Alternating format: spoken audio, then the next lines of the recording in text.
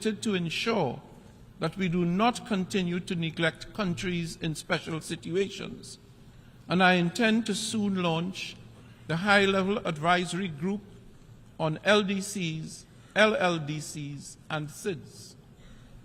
But first and foremost, we need to work for all women and girls who are appallingly still struggling for equality and respect.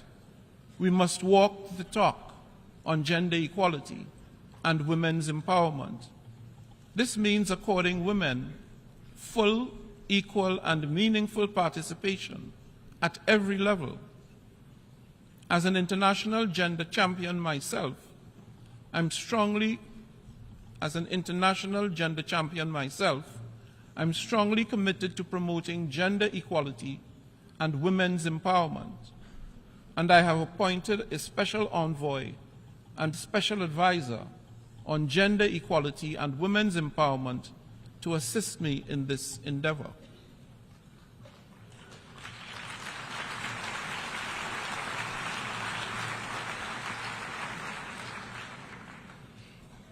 Before I close, allow me to emphasize this. Despite the many and complex challenges we face, we do have the capacity to effect change, consequential change. We can make a meaningful difference to the lives of billions of people, if we so choose. We do not lack capacity. What we lack is the will to act. By putting aside our differences and bridging divides, we can deliver, we must deliver peace, progress, prosperity, and sustainability to everyone, everywhere. So let us step up and take action now. Let us re-energize the UN General Assembly and demonstrate our capacity and our will to deliver for all. In the words of Stephen Pressfield, an author born in Trinidad and Tobago, the most pernicious aspect of procrastination is that it can become a habit. We don't just put off our lives today, we put them off till our deathbed. Never forget, this very moment we can change our lives. There never was a moment, and never will be, when we are without the power to alter our destiny. This second, we can turn the tables on resistance. This second, we can sit down and do our work. Excellencies, I thank you once again for your support to me and my presidency, and I wish you fruitful, productive, and healthy debate in the coming days. I thank you.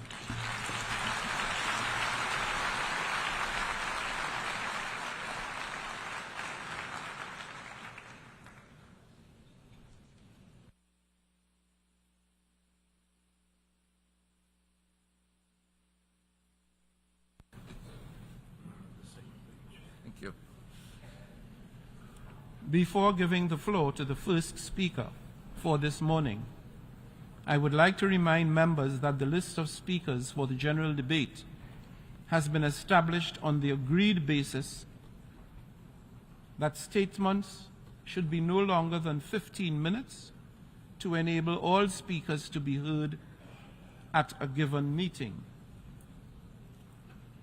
Within this time frame, I would like to appeal to speakers to deliver their statements at a reasonable pace so that interpretation into the other official UN languages may be provided properly. I would also like to draw your attention to the decision taken by the General Assembly at previous sessions, namely that the practice of expressing congratulations inside the General Assembly Hall after a speech has been delivered is strongly discouraged.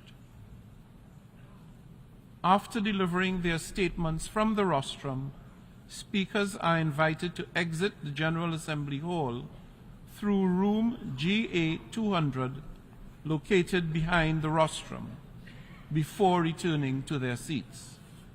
May I take it that the General Assembly agrees to proceed in this manner? It is so decided.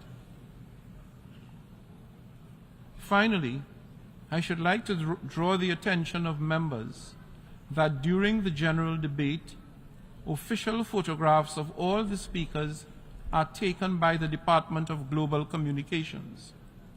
Members interested in obtaining these photographs are requested to contact the Photo Library of the United Nations. The Assembly will hear an address by His Excellency Luiz Inácio Lula da Silva, President of the Federative Republic of Brazil. I request protocol to escort His Excellency. On behalf of the General Assembly, I have the honor to welcome His Excellency Luiz Inácio Lula da Silva, President of the Federative Republic of Brazil, and to invite him to address the Assembly.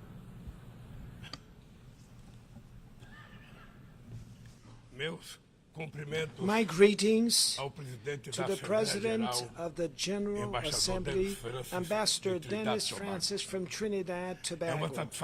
It's a great pleasure to be preceded by the United Nations Secretary General Antonio Guterres. I greet each of the heads of state and government and delegates present. I pay homage to our compatriot Sergio Vieira de Mello and 21 other employees of this organization, victims of the brutal attack in Baghdad 20 years ago. I also wish to express my condolences to the victims of the earthquake in Morocco and the storms that hit Libya.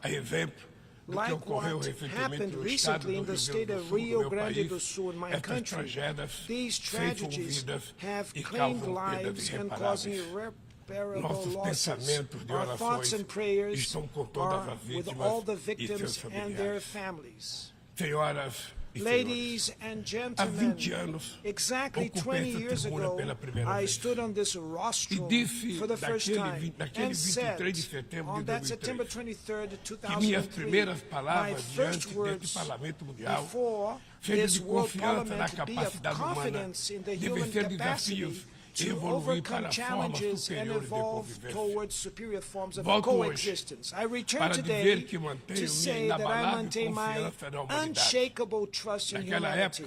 At that time, the world had not yet realized the severity of the climate crisis. Today, it knocks on our doors, destroys our homes, our cities, our countries, kills and imposes losses and suffering on our brothers, especially the poorest. Hunger, the central theme of my speech at this World Parliament 20 years ago, today affects 735 million human beings who will go to sleep tonight without knowing if they'll have anything to eat tomorrow. The world is increasingly unequal. The 10 richest billionaires have more wealth than the poorest 40% of humanity.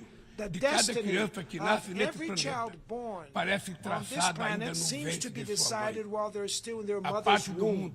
The part of the world where their parents live and the social class their family belongs to will determine whether or not that child will have opportunities throughout life. Whether they will eat at every meal or whether they will be denied the right to eat breakfast, lunch, and dinner every day. Whether they will have access to health care or whether they will fall to diseases that could have already been eradicated. Whether they will finish school and get a quality job or whether they will become part of the countless of unemployed, underemployed, and discouraged people. é preciso, antes de tudo, First of all, we vencer a must resignação overcome que nos resignation, faz aceitar which makes us tamanha accept injustiça such como unfairness fenômeno natural. as a natural Para phenomenon. vencer a desigualdade, falta vontade política overcome inequality. daqueles que There's a governam lack o of mundo. political will from those who Tem govern the horas world in order to e overcome senhores. inequality. Ladies Se and hoje eu gentlemen, retorno na if honrosa today I posição de return presidente in do the Brasil, honorable capacity of é President graças of à Brazil, vitória da it is democracia em meu thanks to the país. victory won by A democracy in democracia my country. garantiu que Democracy superássemos o ensured ódio, that a we overcame desinformação hate, e a opressão. misinformation A and oppression. esperança, Hope, mais uma vez, once again, venceu o medo. has won over fear. Nossa missão Our é mission unir o is Brasil to unite e Brazil reconstruir and país rebuild a soberano, sovereign, justo, fair, sustentável, sustainable, solidário, supportive, generoso with e solidarity, a generous O and a Brasil joyful country. está se reencontrando consigo Brazil is mesmo, finding itself com nossa again with região, itself, with our com o region, mundo with the e world, com o and multilateralismo. multilateralism. Como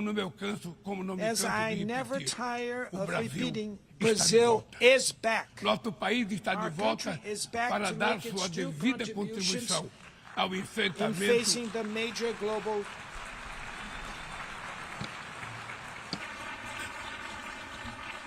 Nosso país está de volta Our para country dar is sua back devida to make its due contribuição ao contribution enfrentamento in dos facing the principais major desafios global globais. challenges. Resgatamos o We have universalismo na reclaimed our nossa foreign política policies externa, marcado por universalism, diálogo respeitoso marked com by todos. respectful A dialogue with comunidade everyone. internacional The está international mergulhada em community is turbilhão de immersed crises in a múltiplas e whirlwind of simultâneas. multiple A and pandemia simultaneous da crises. Covid-19, The COVID-19 crise pandemic, climática the e a climate insegurança alimentar crisis, the e food and energy energética insecurity ampliada por have been crescentes tensões amplified by geopolíticas. growing O geopolitical racismo, tensions. a Racism, intolerância e a intolerance, xenofobia se xenophobia alastram, have spread, ativadas por novas encouraged tecnologias by new criadas technologies created supostamente para nos supposedly to bring aproximar. us closer Se together. tivéssemos que If resumir we em had to uma única summarize palavra these este challenges in a desafio, single word, ela this seria challenge could be called, desigualdade.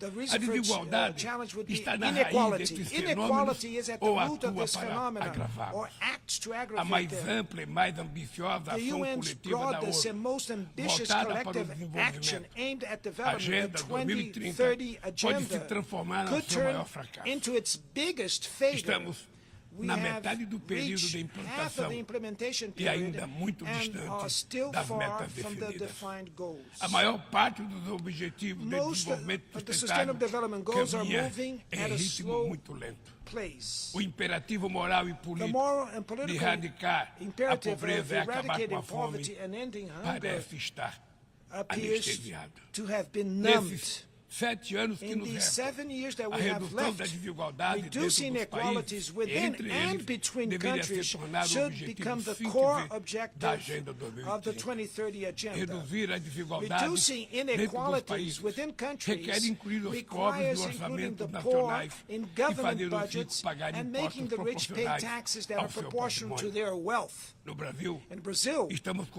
are comprometidos committed a to implementar todos os implementing 17 all dos the Objetivos de 17 Desenvolvimento Sustentável SDGs de in maneira an integrada integrated e and indivisível. indivisible manner. Queremos alcançar a We want igualdade to achieve racial racial na equality sociedade in brasileira Brazilian por meio society de um through 18º an objetivo 18th que goal, adotaremos which we will voluntariamente. voluntarily adopt.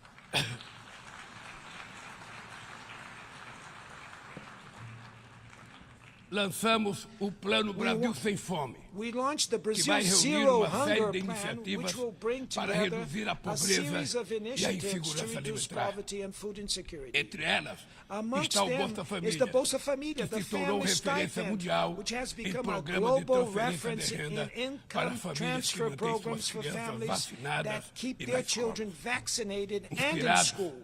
na brasileira Berta Inspired by Lutz, Brazilian pioneira na Bertha defesa da Lutz, a igualdade de pioneer gênero as na an Carta da advocate in ONU, gender equality in the UN aprovamos Charter, a lei we que have torna passed a bill obrigatória that makes a igualdade equal salarial pay between entre women mulheres e and homens men no mandatory exercício when da they mesma perform função. the same role. Combateremos o We shall feminicídio, fight e todas as formas de violência contra as mulheres. Seremos rigorosos na defesa dos direitos dos grupos LGBTQI+, e pessoas com deficiência. Resgatamos a participação social como ferramenta estratégica para a execução de políticas públicas. Senhor Presidente, agir contra a mudança do clima implica pensar no amanhã e enfrentar a desigualdade histórica. Os países ricos cresceram baseado em um modelo com alta taxa de emissão de gases danosos ao clima. A emergência climática torna urgente uma correção de rumos e a implantação do que já foi acordado. Não é por outra razão que falamos em responsabilidade comum, mais diferenciadas. São as populações vulneráveis do sul global as mais afetadas pelas perdas de danos causados pela mudança do clima. Os 10% mais ricos da população mundial são responsáveis por quase a metade de todo o carbono lançado na atmosfera. Nós, países em desenvolvimento, não queremos repetir esse modelo. No Brasil, já provamos uma vez e vamos provar de novo que o modelo socialmente justo e ambientalmente sustentável é possível. Estamos na vanguarda da transição energética. Nossa matriz já é uma das mais limpas do mundo.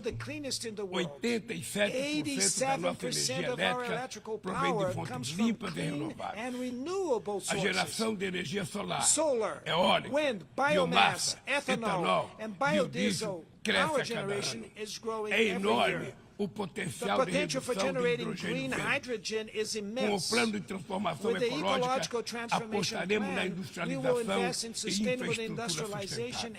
Retomamos uma robusta e renovada agenda amazônica com ações de fiscalização e combate a crimes ambientais. Ao longo dos últimos 8 meses, o desmatamento na Amazônia brasileira já foi reduzido em 48%. O mundo inteiro sempre falou da Amazônia.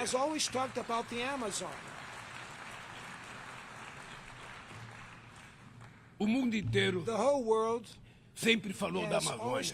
Agora é a Amazônia que está falando por si mesma.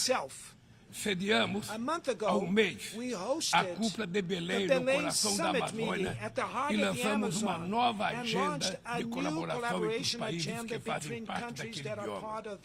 Somos 50 milhões de sul-americanos amazônidas cujo futuro depende da ação decisiva e coordenada dos países que detêm soberania sobre o território da região.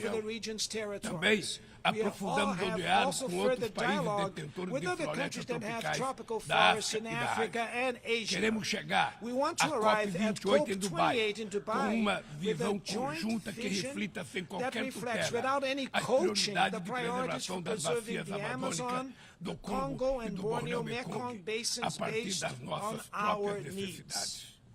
Sem mobilização de recursos financeiros e tecnológicos, não há como implementar o que decidimos no Acordo de Paris e no Marco Global da Biodiversidade. A promessa de destinar 100 bilhões de dólares anualmente para os países em desenvolvimento permanece apenas isso, uma longa promessa. Hoje, este valor seria insuficiente para uma demanda que já chega à casa dos trilhões de dólares. Senhor Presidente, o princípio sobre o qual se assenta o multilateralismo, o da igualdade soberana entre as nações, vem sendo corrompido. Nas principais instâncias da governança global, negociações em que todos os países têm voz e voto perderam fôlego. Quando as instituições reproduzem as desigualdades, elas fazem parte do problema e não da solução. No ano passado, o FMI disponibilizou 160 bilhões de dólares em direitos especiais de saque para países europeus e apenas 34 bilhões para os países africanos. a representação desigual e distorcida na direção do FMI The unequal and distorted representation in the management of the IMF and the World Bank is unacceptable. We have not corrected the excesses of market deregulation and the support of the ideology of the minimum state.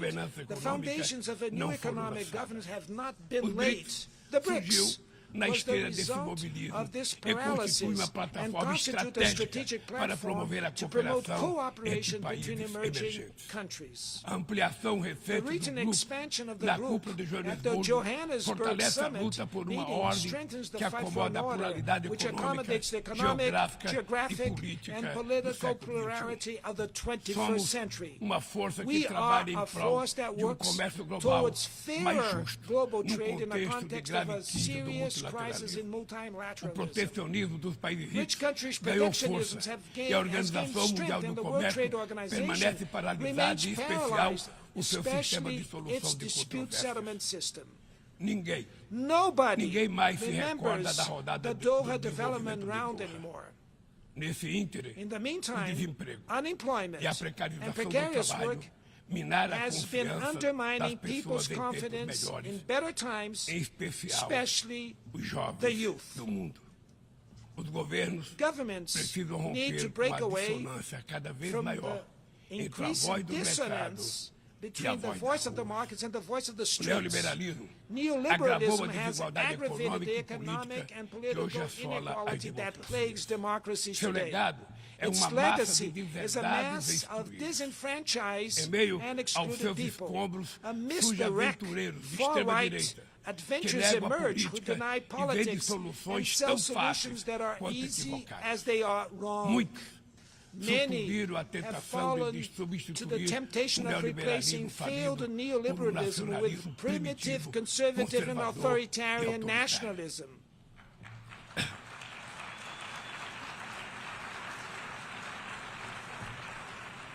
Repudiamos uma agenda que utiliza os imigrantes como bodes expiatórios, que corrói o Estado do bem-estar e que investe contra o direito dos trabalhadores. Precisamos resgatar as melhores tradições humanistas que inspiraram a criação da ONU. Políticas ativas de inclusão nos planos cultural, educacional e digital são essenciais para a promoção dos valores democráticos e da defesa do Estado de Direito.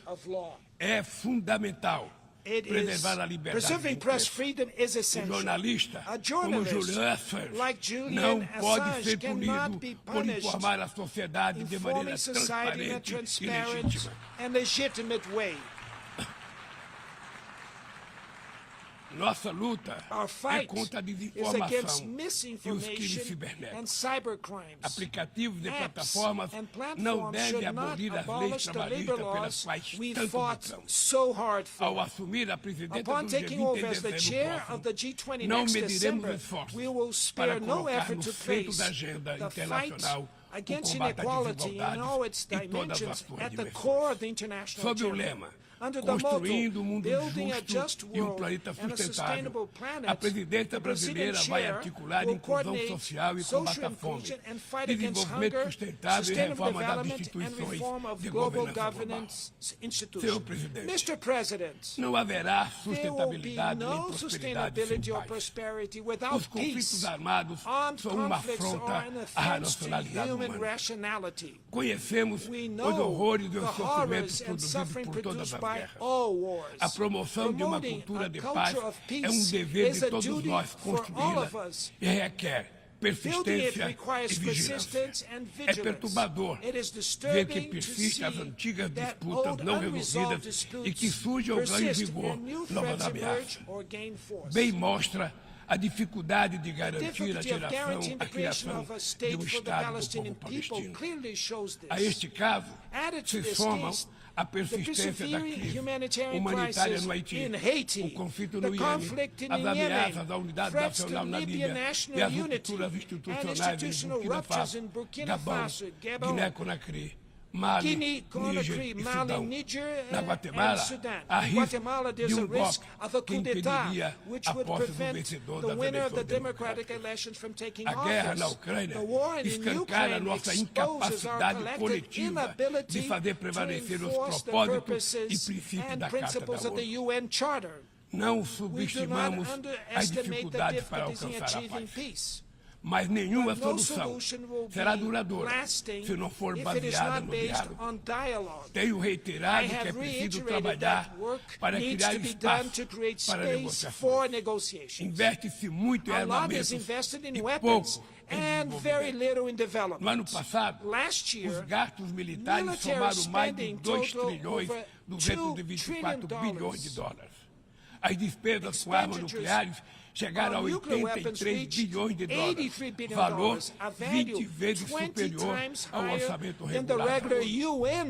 Estabilidade e segurança não serão alcançadas onde há exclusão social e desigualdade.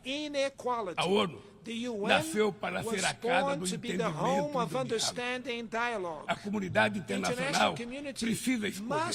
De um lado, está a ampliação dos conflitos, o aprofundamento das desigualdades e a erosão do Estado de Direito. Do outro, a renovação das instituições multilaterais dedicadas à promoção da paz. As sanções unilaterais causam grande prejuízo à população dos países afetados. Além de não alcançarem seus alegados objetivos, they hinder the mediation and prevention processes and the peaceful resolution of conflicts. O Brasil seguirá denunciando medidas tomadas sem amparo na Carta da ONU, como o embargo econômico e financeiro imposto a Cuba e a tentativa de classificar esse país como Estado patrocinador do terrorismo.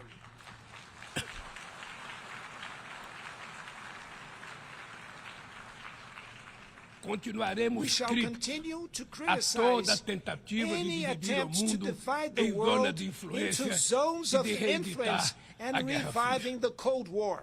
O Conselho de Segurança da ONU vem perdendo progressivamente a sua credibilidade. Essa fragilidade decorre, em particular, da ação de seus membros permanentes que travam guerras não autorizadas em busca de expansão territorial ou de regime. Esta paralisia é a prova mais eloquente da necessidade e urgência de reformá-lo, conferindo-lhe maior representatividade e eficácia.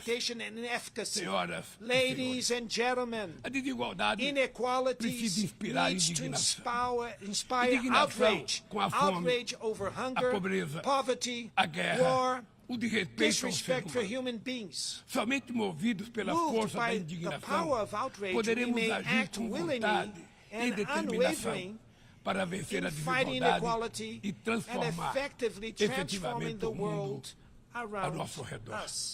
A ONU precisa cumprir seu papel de construtora de um mundo mais justo, solidário e fraterno. Mas só o fará se seus membros tiverem a coragem de proclamar sua indignação com a desigualdade e trabalhar incansavelmente para superá-la. Eu quero dizer muito obrigado a todos vocês.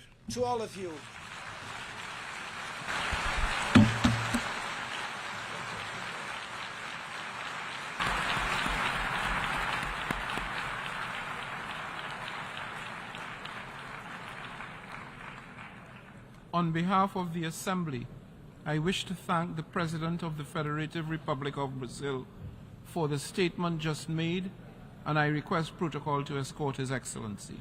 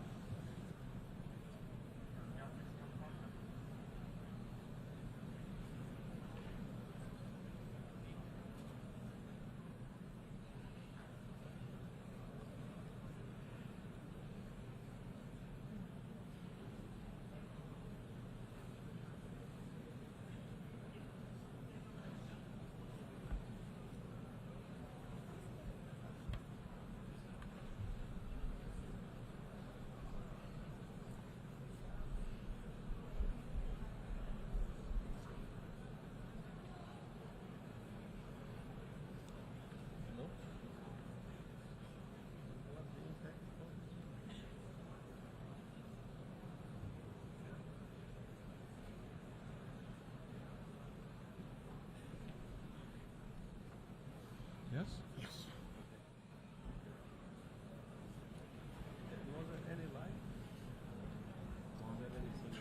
Yeah.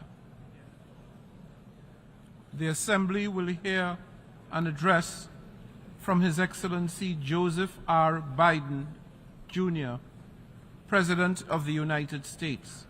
I request protocol to escort His Excellency.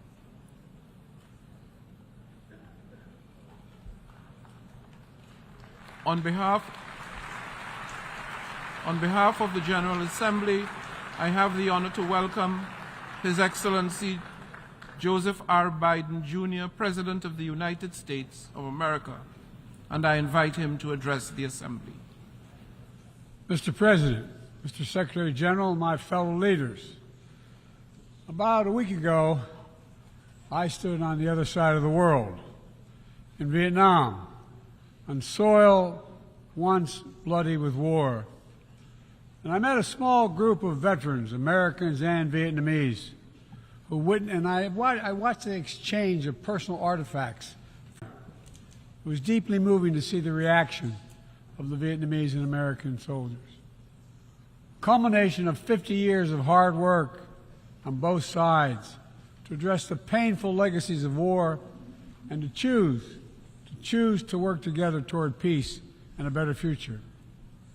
Nothing about that journey was inevitable. For decades, it would have been unthinkable for an American president to stand in Hanoi alongside a Vietnamese leader and announce a mutual commitment to the highest level of country's partnership. But it's a powerful reminder that our history need not dictate our future. With the concerted leadership and careful effort, adversaries can become partners. Overwhelming challenges can be resolved, and deep wounds can heal. So let us never forget that. When we choose to stand together and recognize the common hopes that bind all humanity, we hold our hands the power to bend that arc of history. My fellow leaders, we gather once more at an inflection point in world history, with the eyes of the world upon all of you, all of us. As President of the United States, I understand the duty my country has to lead in this critical moment, to work with countries in every region, linking them in common cause, to join together with partners who share a common vision of the future of the world, where our children do not go hungry and everyone has access to quality health care, where workers are empowered and our environment is protected, where entrepreneurs and innovators everywhere can access opportunity everywhere, where conflicts are resolved peacefully and countries can chart their own course. The United States seeks a more secure, more prosperous, more equitable world for all people, because we know our future is bound to yours. Let me repeat that again. We know our future is bound to yours. And no nation can meet the challenges of today alone. The generations that preceded us organized this body, the United Nations, and built international financial institutions and multilateral and regional bodies to help take on the challenges of their time. It wasn't always perfect. But working together, the world made some remarkable and undeniable progress that improved the lives of all people.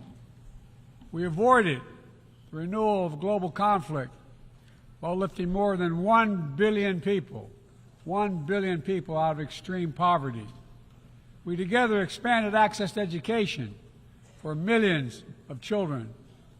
We saved tens of millions of lives that would have otherwise been lost to preventable and treatable diseases like measles, malaria, tuberculosis.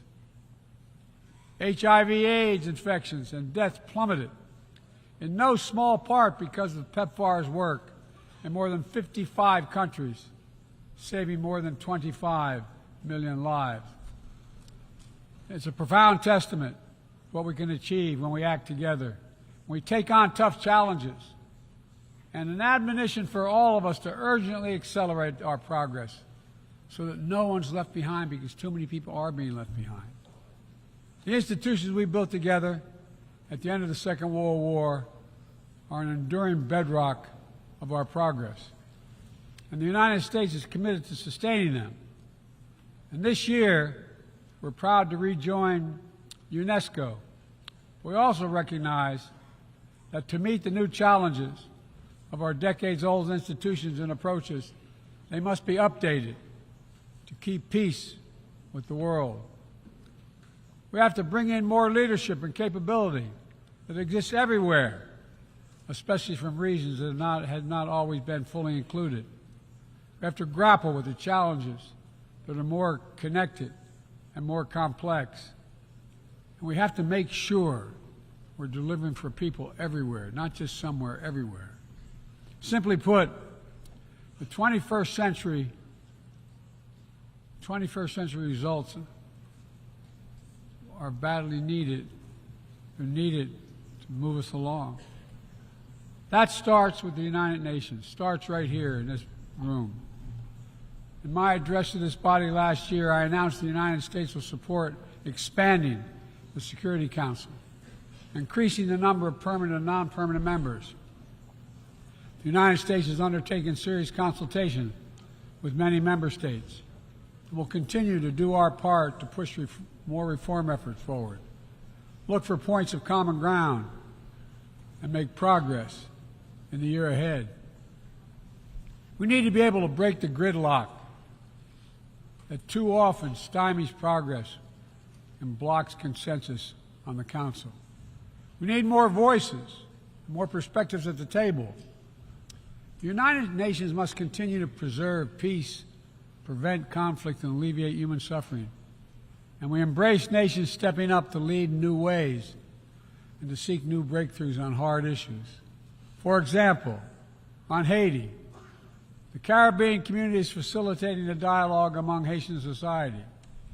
I thank President Ruto of Kenya. I thank him for his willingness to serve as the lead nation of a UN-backed security support mission. I call on the Security Council to authorize this mission now. The people of Haiti cannot wait much longer. The United States is working across the board to make global institutions more responsive, more effective, and more inclusive. For example, we've taken significant steps to reform and scale up the World Bank, expanding its financing to low and middle-income countries so it can help boost progress toward meeting the Sustainable Development Goals and better address interconnected challenges like climate change and fragility. Under the new president of the World Bank, change is already taking root. Last month, I asked the United States Congress for additional funds to expand World Bank financing by $25 billion. And at the G20, we rallied the major economies of the world to mobilize even more funding. Collectively, we can deliver a transformational boost to World Bank lending. And because the multilateral development banks are among the best tools we have for mobilizing transparent, high-quality investment in developing countries, reforming these institutions can be a game changer. Similarly, we proposed making sure developing countries have a strong voice and representation at the International Monetary Fund. We're going to continue our efforts to reform the World Trade Organization, and preserve competition, openness, transparency, and the rule of law, while at the same time equipping it to better tackle modern-day imperatives like driving the clean energy transition, protecting workers, promoting inclusive and sustainable growth. And this month, we strengthened the G20 as a vital forum, welcoming the African Union as a permanent member. By upgrading and strengthening our institutions, that's only half of the picture. We must also forge new partnerships, confront new challenges. Emerging technologies such as artificial intelligence hold both enormous potential and enormous peril. We need to be sure they are used as tools of opportunity not as weapons of oppression. Together with leaders around the world, the United States is working to strengthen rules and policies so AI technologies are safe before they're released to the public. To make sure we govern this technology, not the other way around, having it govern us. And I'm committed to working through this institution and other international bodies and directly with leaders around the world, including our competitors, to ensure we harness the power of artificial intelligence for good while protecting our citizens from its most profound risk. It's going to take all of us. I've been working on this for a while, as many of you have. It's going to take all of us to get this right. In every region of the world, the United States is mobilizing strong alliances, versatile partnerships, common purpose, collective action to bring new approaches to our shared challenges. Here in the Western Hemisphere, we united 21 nations in support of the Los Angeles Declaration on Migration and Protection, launching a region-wide approach to a region-wide challenge to better uphold laws and protect the rights of migrants. In the Indo-Pacific, we've elevated our Quad partnership with India, Japan, and Australia to deliver concrete progress for the people of the region on everything from vaccines to maritime security. Just yesterday, after 2 consultations and diplomacy, the United States brought together dozens of nations across 4 continents to establish a new partnership for Atlantic cooperation so that the coastal Atlantic countries can better cooperate on science, technology, environmental protection, and sustainable economic development. We brought together nearly 100 countries in a global coalition to counter fentanyl and synthetic drugs to reduce the human cost of this affliction, and it is real. And as the nature of the terrorist threats evolve and the geography expands to new places, we're working with our partners to bring capabilities to bear to disrupt plotting, degrade networks, and protect all of our people. Additionally, we convened the Summit for Democracy to strengthen democratic institutions, root out corruption, and reject political violence. And in this moment where democratically elected governments have been toppled in quick succession in West and Central Africa, we're reminded that this work is as urgent and important as ever. We stand with the African Union and ECOWAS and other regional bodies to support constitutional rule. We will not retreat from the values that make us strong. We will defend democracy, our best tool to meet the challenges we face around the world. And we're working to show how democracy can deliver in ways that matter to people's lives. The Partnership for Global Infrastructure and Investment addresses the enormous need and opportunity for infrastructure investment in low and middle income countries, particularly in Africa, Latin America, and Southeast Asia. Through strategic, targeted public investments, we can unlock enormous amounts of private sector financing. The G7 has pledged to work with parties to collectively mobilize $600 billion in infrastructure financing by 2027. The United States has already mobilized more than $30 billion to date. We're creating a race to the top with projects that have high standards for workers, the environment, and intellectual property while avoiding the trap of unsustainable debt. We're focusing on economic corridors that will maximize the impact of our collective investment and deliver consequential results across multiple countries and multiple sectors. For example, the Libido Corridor will extend across Africa from the western port of Angola to the DRC to Zambia, boosting regional connectivity and strengthening commerce and food security in Africa. Similarly, the groundbreaking effort we announced at the G20 to connect India to Europe through the UAE, Saudi Arabia, Jordan, and Israel will spur opportunities and investment across 2 continents. This is part of our effort to build a more sustainable, integrated Middle East. It demonstrates how Israel's greater normalization and economic connection with its neighbors is delivering positive and practical impacts even as we continue to work tirelessly to support a just and lasting peace between the Israelis and Palestinians, 2 states for 2 people. Now, let me be clear. None of these partnerships are about containing any country. They're about a positive vision for our shared future. When it comes to China, I want to be clear and consistent. We seek to responsibly manage the competition between our countries so it does not tip into conflict. I've said we are for de-risking, not decoupling with China. We will push back on aggression and intimidation and defend the rules of the road, from freedom of navigation to overflight to level economic playing field that have helped safeguard security and prosperity for decades. But we also stand ready to work together with China on issues where progress hinges on our common efforts. Nowhere is that more critical than accelerating the climate crisis, than the accelerating climate crisis. We see it everywhere. Record-breaking heat waves in the United States and China, wildfires ravaging North America and Southern Europe, a 5th year of drought in the Horn of Africa, tragic, tragic flooding in Libya. My heart goes out to the people of Libya. That's killed thousands of people. Together, these snapshots tell an urgent story of what awaits us if we fail to reduce our dependence on fossil fuels and begin to climate-proof the world.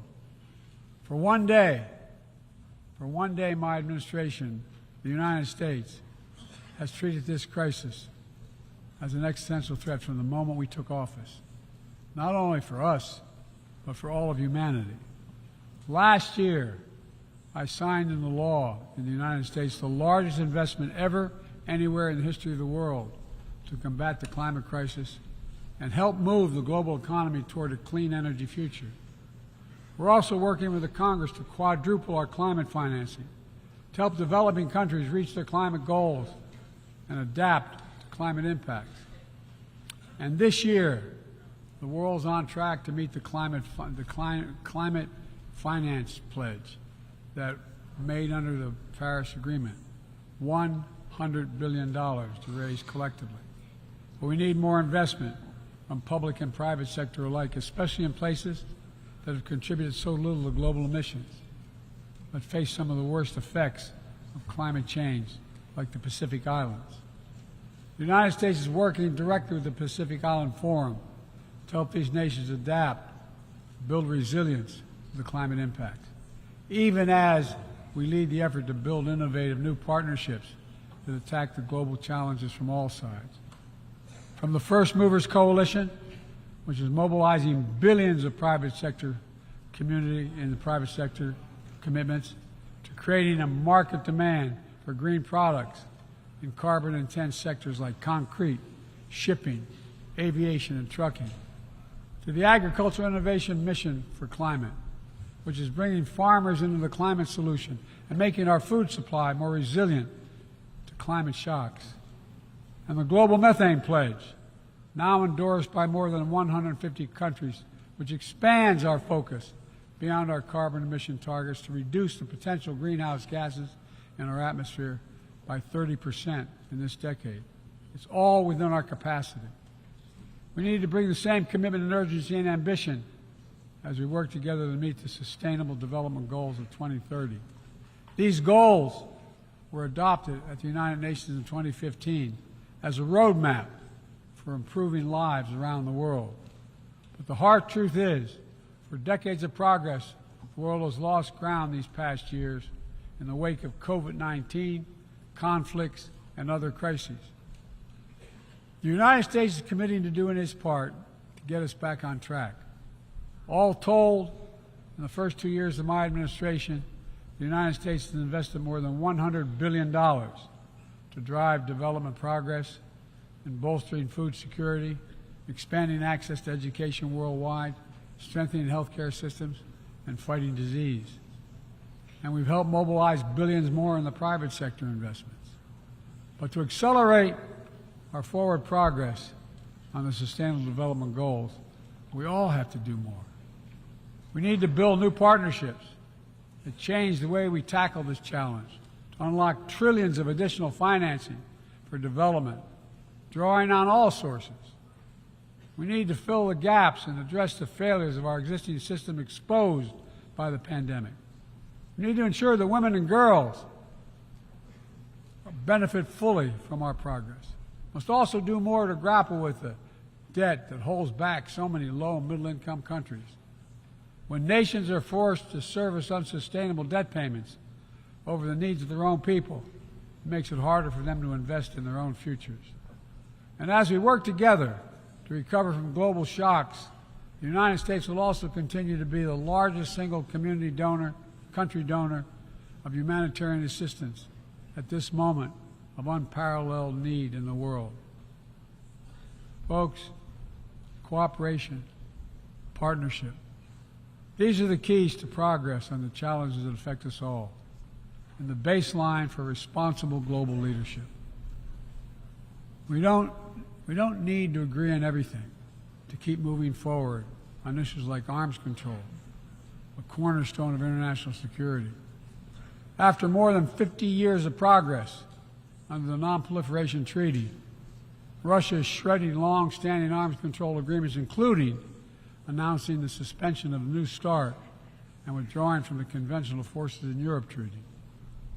I view it as irresponsible and makes the entire world less safe.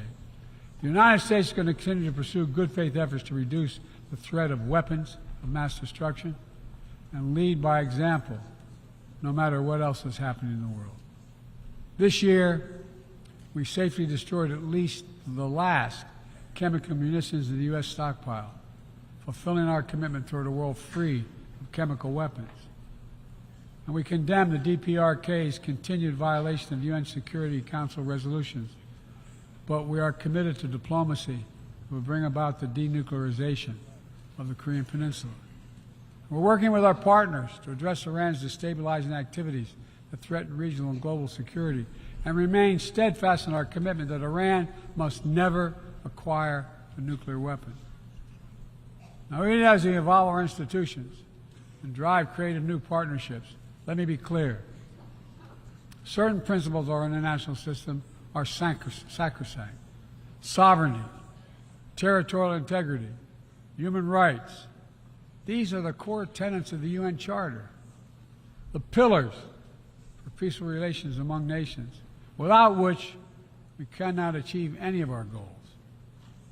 That has not changed, and that must not change. Yet, for the second year in a row, this gathering, dedicated to peaceful resolution of conflicts, is darkened by the shadow of war. An illegal war of conquest brought without provocation by Russia against its neighbor Ukraine. Like every nation in the world, the United States wants this war to end. No nation wants this war to end more than Ukraine. And we strongly support Ukraine in its efforts to bring about a diplomatic resolution that delivers just and lasting peace. But Russia alone bears responsibility for this war. Russia alone has the power to end this war immediately. And it's Russia alone that stands in the way of peace, because Russia's price for peace is Ukraine's capitulation, Ukraine's territory, and Ukraine's children. Russia believes that the world will grow weary and allow it to brutalize Ukraine without consequence. But I ask you this: if we abandon the core principles of the United States to appease an aggressor, can any member state in this body feel confident that they are protected? If we allow Ukraine to be carved up, is the independence of any nation secure? I'd respectfully suggest the answer is no. We have to stand up to this naked aggression today and deter other would-be aggressors tomorrow. That's why the United States, together with our allies and partners around the world, will continue to stand with the brave people of Ukraine as they defend their sovereignty and territorial integrity and their freedom.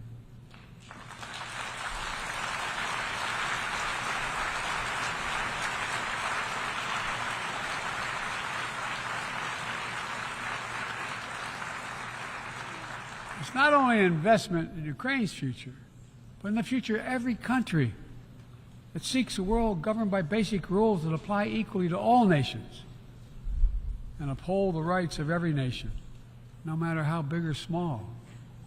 Sovereignty, territorial integrity, they are the fixed foundations of this noble body. And universal human rights is its North Star. We cannot sacrifice either. 75 years ago, the Universal Declaration of Human Rights captured a remarkable act of collective hope. And I say that again, collective hope.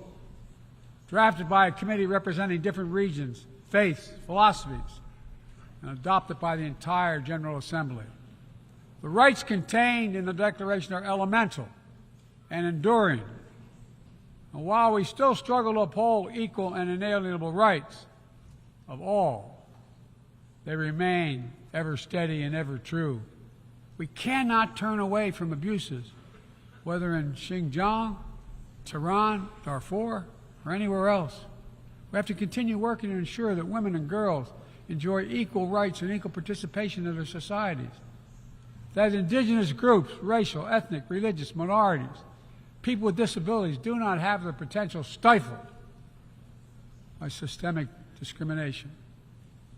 That the LGBTQI plus people are not prosecuted or targeted with violence because of who they are.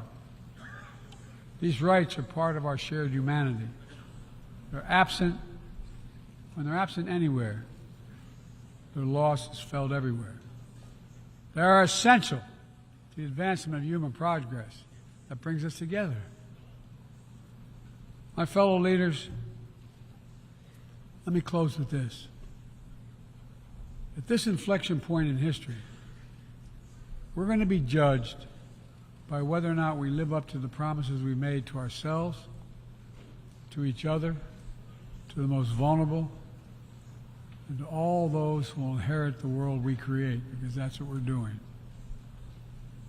Will we find within ourselves the courage to do what must be done, to preserve the planet, to protect human dignity, to provide opportunity for people everywhere, and to defend the tenets of the United Nations? There can only be one answer to that question. We must, and we will. The road ahead is long and difficult, but if we persevere and prevail, if we keep the faith in ourselves and show what's possible, let's do this work together. Let's deliver progress for everyone. Let's bend the arc of history for the good of the world, because it's in our power to do it. Thank you for listening. You're kind.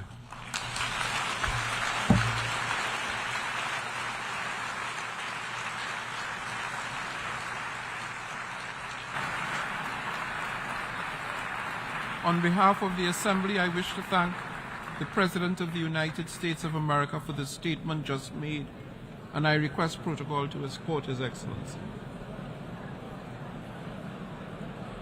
May I request